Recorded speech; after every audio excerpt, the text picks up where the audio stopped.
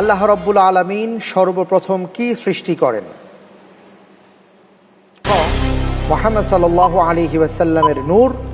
খ, আদম আলাইহিস সালামকে। গ, আসমান জমিন।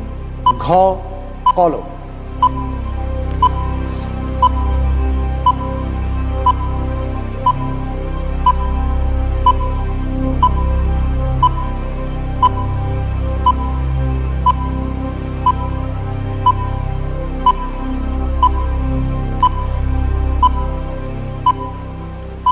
জি, আলহামদুলিল্লাহ। আল্লাহ সুবহানাহু ওয়া তাআলা পৃথিবীর সৃষ্টি জগতের মধ্যে সর্বপ্রথম কলম সৃষ্টি করেছেন।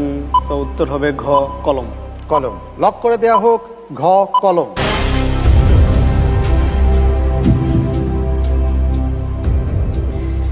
আপনি বলছেন কলম।